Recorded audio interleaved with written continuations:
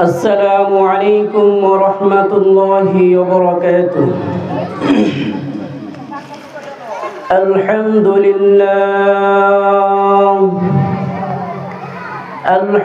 لله نحمده ونستعينه ونستغفره ونؤمن به ونتوكل عليه ونعوذ بالله من شرور أنفسنا ومن سيئات أعمالنا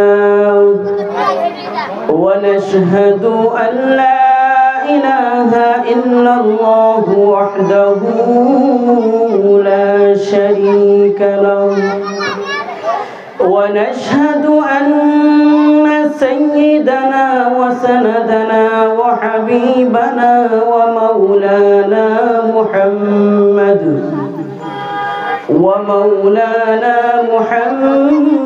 محمدا عبده ورسوله. أما بعد فأعوذ بالله من الشيطان الرجيم.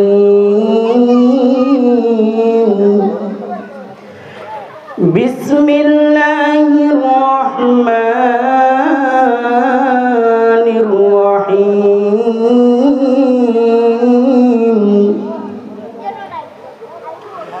أينما تكونوا يدرككم الموت ولو كنتم في بروج مشيدة. وقال النبي صلى الله عليه وسلم: إن القبر أول منازل الآخرة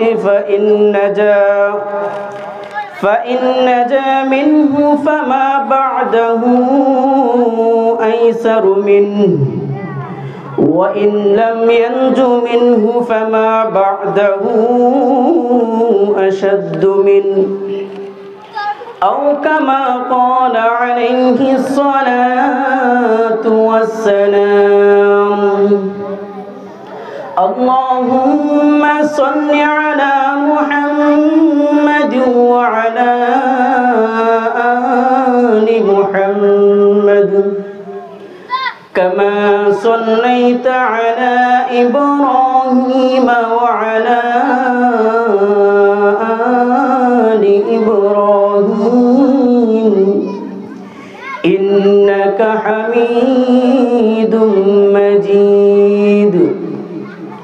اللهم بارك على محمد وعلى آل محمد كما باركت على إبراهيم وعلى آل إبراهيم إنك حميد مجيد.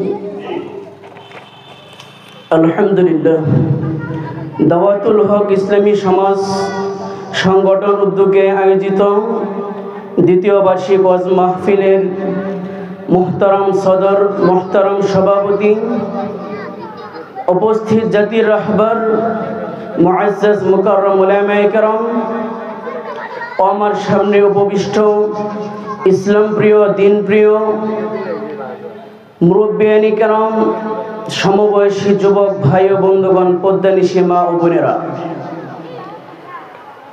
রব্বে কারিমের দরবারে লাখো কোটি শুকরিয়া যে মহান মালিক আমাদেরকে দুনিয়ার মধ্যে জান্নাতের বাগানের মধ্যে আসার বসার তৌফিক দান করেছেন। সেজন্য সকলেই কালিমাতুশ শুকর আদায় করে আলহামদুলিল্লাহ। প্রিয় হাজিরিন, সময় একেবারেই সংক্ষিপ্ত। আজকে যে বিষয়টা আলোচনা হবে তা হলো মৃত্যু এবং কবর নিয়ে। মুহতারাম হাজিরিন, আল্লাহ রাব্বুল আলামিন আমাদেরকে সৃষ্টি করেছেন, এটা সত্য। ঠিক তেমনিভাবে আমাদেরকে মৃত্যু দান করবেন, এটাও সত্য।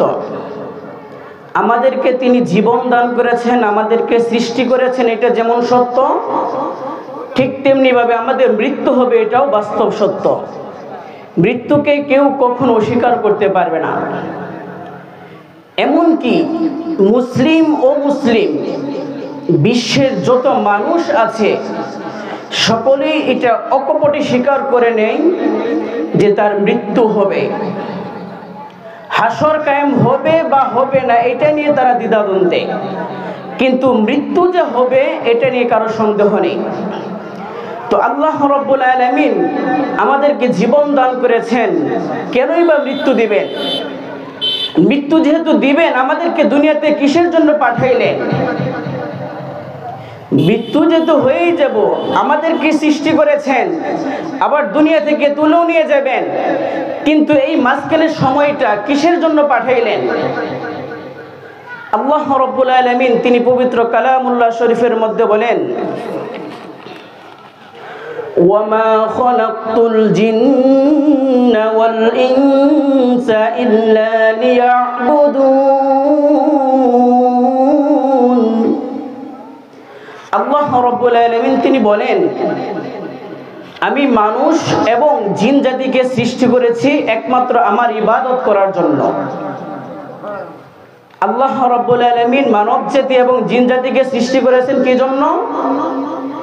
যে মালিক আমাদেরকে সৃষ্টি করেছেন ওই মালিকের গোলামি করার জন্য, ওই মহান প্রতিপালকের গুণাবলী ওনার গোলামি করার জন্য আল্লাহ রাব্বুল আলামিন আমাদেরকে দুনিয়ার মধ্যে প্রেরণ করেছেন। তো যেহেতু প্রেরণ করেছেন, ইবাদত যেহেতু করতেই হবে, তো এটা কতদিন পর্যন্ত করতে হবে? আমরা ইবাদত করব মৃত্যুর পর থেকে, মানে জন্মের পর থেকে আমরা আল্লাহ রাব্বুল আলামিন ইবাদত করব কতদিন পর্যন্ত? আল্লাহ রাব্বুল আলামিন অপর এক আয়াতের মধ্যে বলেন, ওয়া'বুদু রাব্বাকা হাত্তা ইয়াতিয়াকাল ইয়াকিন। আল্লাহ রাব্বুল আলামিন তিনি বলেন, যতদিন না পর্যন্ত তোমাদের মৃত্যু আসবে, ওই নিশ্চিত দিবস আসবে, অর্থাৎ তোমাদের মৃত্যু আসবে, ততদিন পর্যন্ত তোমরা আমি আল্লাহ রাব্বুল আলামিনের ইবাদত করবে। আল্লাহ রাব্বুল আলামিন তিনি পবিত্র কালামুল্লাহ শরীফের মধ্যে বলেন, কুল্লু নাফসিন যায়িকাতুল মাউত। আল্লাহ রাব্বুল আলামিন দুনিয়াতে যত জীব সৃষ্টি করেছেন, সকল জীবকে, সকল প্রাণীকে একদিন না একদিন মৃত্যুবরণ করতেই হবে। চিরন্তর সত্য, মৃত্যু থেকে কেউ কখনো পলায়ন করতে পারবে না। এখন আপনাদেরকে যদি বলা হয়, আমরা তো এখন এইখানে আছি, আমার বাড়ি ঈশ্বরগঞ্জ, এখন যদি আমি মৃত্যু থেকে বাঁচার জন্য ত্রিশাল এসে উপস্থিত হই, এই বালিপাড়া এসে হাজির হই, আমি কি মৃত্যু থেকে বাঁচব? কখনোই বাঁচব? কখনো সম্ভব নাই। আল্লাহ রাব্বুল আলামিন তিনি বলেন, কুল লা ইয়ানফা'কুমুল ফিরারু ইন ফারারতুম মিনাল মাউত। হে আমার বান্দা, তোমরা মৃত্যু থেকে যতই পলায়ন করো না কেন, লা ইয়ানফা'কুম, মৃত্যু থেকে পলায়ন করে তোমাদের কোনো উপকারে আসবে না। তোমরা যদি চাও যে আমি যদি এক জায়গা থেকে অন্য জায়গার মধ্যে অবস্থান করি, তাহলে হয়তো বা একটা ঘন্টা বা একটা দিন অথবা দুইটা দিন অথবা একটা বছর আমি মৃত্যু থেকে বাঁচতে পারবো। আল্লাহ রাব্বুল আলামিন তিনি পরিষ্কার ভাষায় জানিয়ে দিলেন, হে বান্দা, তুমি যতই পলায়ন করো না কেন, তুমি কখনো মৃত্যুর হাত থেকে বাঁচতে পারবে না। আল্লাহ রাব্বুল আলামিন অপর এক আয়াতের মধ্যে বলেন, আইনামা তাকুনু ইউদরিকুমুল মাউত ওয়ালাউ কুনতুম ফি বুরুজিন মুশাইয়্যাদা। আল্লাহ রাব্বুল আলামিন তিনি বলেন, তোমরা যদি মজবুত গুহা, মজবুত পাহাড়ের মধ্যে পলায়ন করো, এমনকি যদি কাছের গ্লাস থাকে এবং কাছের বেড়া থাকে ওইটার মধ্যেও তোমরা পলায়ন করো, তোমরা যত কঠিন এবং মজবুত জায়গার মধ্যেই পলায়ন করো না কেন, আইনামা তাকুনু ইউদরিকুমুল মাউত, তোমাদেরকে সেখানেই মৃত্যু তোমাদেরকে পাকড়াও করবে, সেখানেই মৃত্যু তোমাদেরকে আক্রমণ করবে। মুহতারাম হাজিরিন, আল্লাহ তাআলা বলছেন যদি আমরা কঠিন গুহা, পাহাড়ের একবারে গুহার মধ্যে যদি আশ্রয় নেই, তারপরে আমাদের রেহাই নেই। মৃত্যু আমাদের আসবে, মৃত্যু আমাদের হবে। আল্লাহ রাব্বুল আলামিন তিনি বলেন, قل إن الموت الذي تفرون منه فإنه ملاقيكم ثم تردون إلى عالم الغيب والشهادة فينبئكم بما كنتم تعملون। আল্লাহ রাব্বুল আলামিন তিনি বলেন, মৃত্যু থেকে তোমরা যতই পলায়ন করো না কেন, ফাইন্নাহু মুলাকীকুম, মৃত্যু তোমাদের সাথে সাক্ষাৎ করবে, মুলাকাত করবে।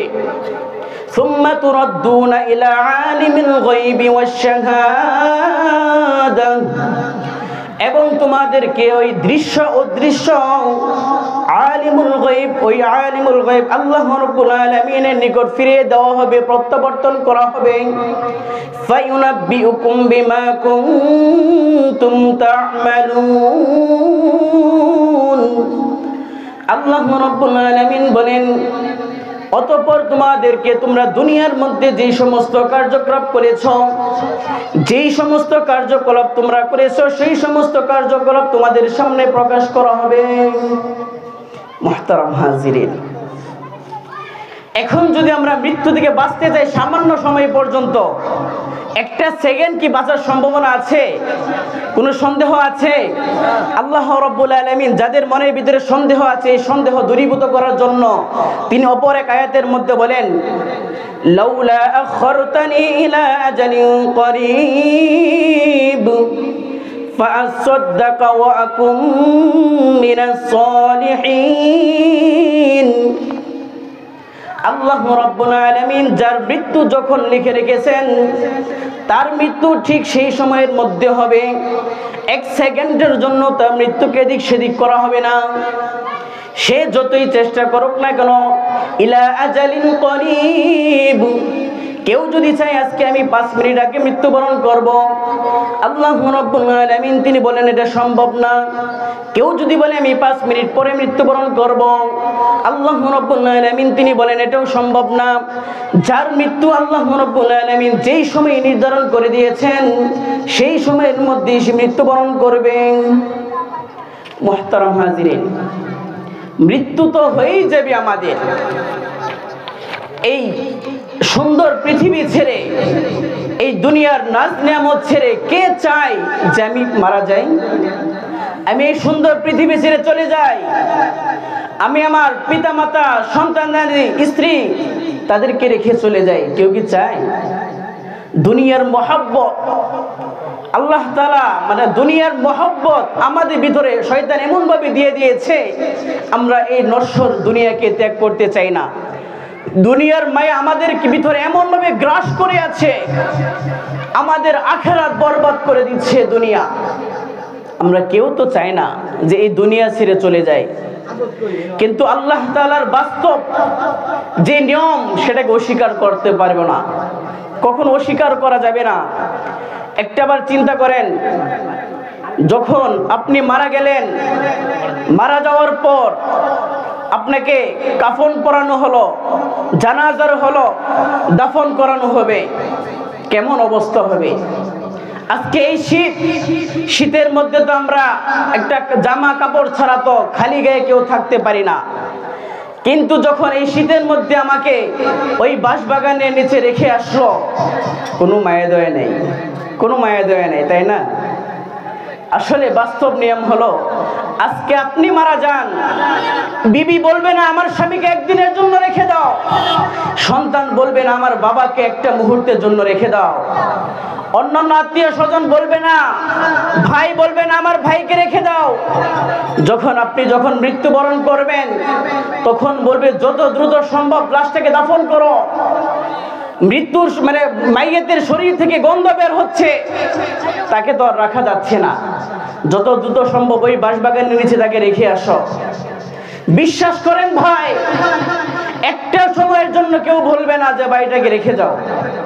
কিসের জন্য আমরা মায়া করতেছি? কি জন্য মায়া করতেছি? আমি আমার বাবাকে তো আমার জানের চাইতে বেশি ভালোবাসতাম, আমি আমার মাকে তো আমার জানের চাইতে বেশি ভালোবাসতাম। রাখতে পারছি? বাবা মাকে কি আমার জানের চাইতে বেশি ভালোবাসার ভালোবাসার সত্ত্বেও কি আমি রাখতে পারছি আটকে? রাখতে পারি নাই। আমি আপনি যখন মারা যাব, ওই কবরের মধ্যে আমাকে রেখে আসবে। রেখে আসার পর দুইজন ফেরেশতা আসবে, মুনকার নকির, দুই ফেরেশতা আসবে। দুই ফেরেশতা এসে আমাকে সওয়াল জবাব করতে থাকবে। মা রব্বুকা, মান হাযা রাজুলুল্লাযী বুইসা ফীকুম। তোমাদের নিকট যে একজন ব্যক্তিকে পাঠানো হয়েছে, ওনাকে কি তোমরা চেনো? তোমার নবীকে। সে যদি মুমিন হয় সে তো উত্তর দেবে, রব্বি আল্লাহ, আমার রব হলো আল্লাহ, দীনিয়াল ইসলাম, আমার দিন তো হলো ইসলাম, হাযা নাবিয়ুনা মুহাম্মদ সাল্লাল্লাহু আলাইহি ওয়াসাল্লাম। যদি নবীকে চিনে থাকেন, নবীর আদর্শকে যদি আপনি লালন করতে পারেন, তাহলে একমাত্র আপনার দ্বারা সম্ভব হবে ওই প্রশ্নের জবাব দেওয়া। এখন যদি আপনি মনে করেন যে আমি দুনিয়ার মধ্যে থেকে একেবারে ঠুটস্থ করে ফেলবো তিনটা উত্তর, মরার সাথে সাথে ফেরেশতা যখন আমাকে প্রশ্ন করবে তখন সাথে সাথে আমি উত্তর দিয়ে দিব, সম্ভব? সম্ভব হবে? আপনি যতই মুখস্থ করেন সম্ভব হবে না। বরং আপনি যদি সত্যিকার অর্থে আল্লাহ রবকে রব হিসেবে মেনে থাকেন, ওই রূহের জগতে আল্লাহ রাব্বুল আলামিন বলেছিলেন, আলাস্তু বিরব্বিকুম, আমি কি তোমাদের রব নই? তখন তো সকলেই উত্তর দিয়েছিল, না, বালা, অবশ্যই আপনি আমাদের রব। কিন্তু দুনিয়াতে আসার পর এক একজন অস্বীকার করতে শুরু করলো। অস্বীকার করার কারণে সে হিন্দু হয়ে গেল, বৌদ্ধ হয়ে গেল, খ্রিস্টান হয়ে গেল, নাসারা হয়ে গেল। কিন্তু যারা দুনিয়াতে এসে আলাস্তু বিরব্বিকুম, বালা, এই উত্তর দিতে পেরেছে, হ্যাঁ আল্লাহ অবশ্যই আপনি আমাদের রব, এই উত্তর যারা দিতে পারেছে তারাই তো মুমিন, মুসলিম। একমাত্র তারাই তো পারবে এই উত্তরের জবাব, এই প্রশ্নের জবাব দিতে। মুহতারাম হাজিরিন, মুহতারাম হাজিরিন, ওই ফেরেশতা যখন আসবে, আসা মাত্রই আমাকে প্রশ্ন করা হবে। যদি আমি মুমিন হয়ে থাকি, আলহামদুলিল্লাহ, তিনটা প্রশ্নের উত্তর তো পেরে যাব। মুমিন বান্দা যখন এই উত্তরগুলো দিয়ে দিবে, তখন সাথে সাথেই ফেরেশতারা তার রূহকে, তার জানকে কবজ করবেন। কবজ করার সময় এমন অবস্থা হবে, অর্থাৎ পানি যদি উপর থেকে ফেলানো হয়, পানির ফোঁটা যদি ফেলানো হয়, কতক্ষণ সময় লাগে? সময় লাগে বেশি? আপনি যে উপর থেকে পানি একটা ফোঁটা ফেলান, সময় লাগবে বেশি? কষ্ট হবে বেশি? কোনোটাই হবে না। মুমিন ব্যক্তির জান যখন কবজ করবেন, ওই পানির মতো হয়ে যাবে। মুহূর্তের মধ্যেই তার রূহটা ফেরেশতার হাতে চলে আসবে। ফেরেশতা যখন রূহটা হাতের মধ্যে নেবেন, তখন হাজার হাজার ফেরেশতা তারা একে অপরে প্রতিযোগিতা লাগবে, আমাকে দাও, আমাকে দাও, এই মুমিন ব্যক্তির রূহটা আমার হাতে দাও। ফেরেশতারা তখন আনন্দে জান্নাত থেকে জান্নাতি কাফন তার রূহটার মধ্যে পেঁচিয়ে এই আরশের মধ্যে নিয়ে যাবেন। আল্লাহ রাব্বুল আলামিন বলবেন, নিয়ে আসো। ফেরেশতারা যখন যাবেন, যাওয়ার সময় এক এক দল ফেরেশতারা আসতে থাকে, আর এই মৃত্যু ফেরেশতারা জান নিয়ে যেতে থাকে। তখন বলে থাকে, ওটা কোন ব্যক্তির, এটা কেমন ব্যক্তির রূহ, কেমন ব্যক্তির জান কবজ করে নিয়ে আসছেন? বলে, সে তো জান্নাতি মানুষ, সে তো সৌভাগ্যশীল মানুষ। হাজার হাজার ফেরেশতা তাকে রাস্তার মধ্যে সংবর্ধনা দিতে থাকবে, তাকে স্বাগত জানাতে থাকবে। আল্লাহ রাব্বুল আলামিন বলে দিবেন, তার রূহটাকে ইল্লিয়িনের মধ্যে তুমি লিপিবদ্ধ করে রাখো, ইল্লিয়িনের মধ্যে লিপিবদ্ধ করে রাখো। মুহতারাম হাজিরিন, আর যদি বদকার হলে ফেরেশতা যখন আসবে, ফেরেশতার অবস্থা এমন হবে, মাথা থেকে পা পর্যন্ত কালো চুল থাকবে, চোখগুলো অন্ধকার থাকবে, চেহারাটা অন্ধকার থাকবে। গুনাহগার সে ব্যক্তি দেখি তো ভয় পেয়ে যাবে। যখন ফেরেশতা প্রশ্ন করবে মা রব্বুকা, তোমার রবকে, সে বলবে লা আদরি, আমি তো কিছুই জানি না। মা দীনুকা, তোমার দিন কি, সে বলবে লা আদরি, আমি তো কিছুই জানি না। যখন বলবে মান হাযার রাজুলুল্লাযী বুইসা ফীকুম, তোমাদের নিকট যে একজন ব্যক্তিকে পাঠানো হয়েছে ওই ব্যক্তিকে চিনো, সে বলবে লা আদরি, আমি তো চিনি না। ফেরেশতারা বলবেন তোমাদের নিকট কি কোনো সুসংবাদকারী যায় নাই? আল্লাহ রাব্বুল আলামিন তিনি তো সুসংবাদকারী পাঠিয়েছিলেন। ওই ব্যক্তি বলবে লা আদরি, আমি তো জানি না, আমার নিকট কেউ আসে নাই, আমার নিকট তো কোনো নবী রাসূল আসে নাই।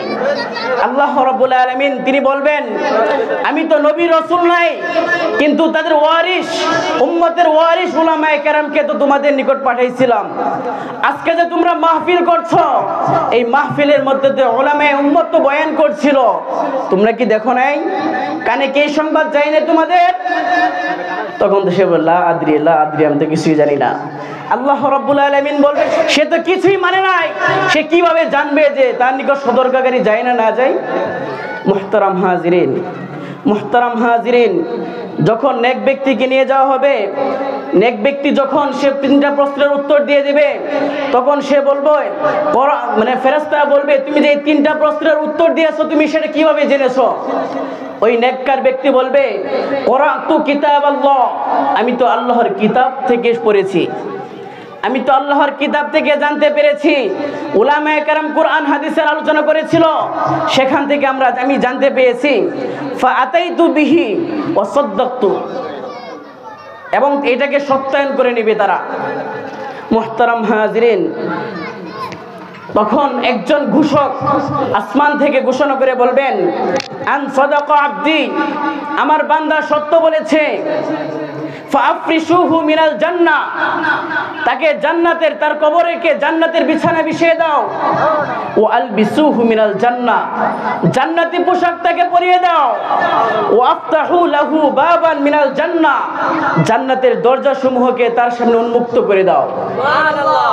এটা নেককার মুমিন ব্যক্তির ক্ষেত্রেই হবে।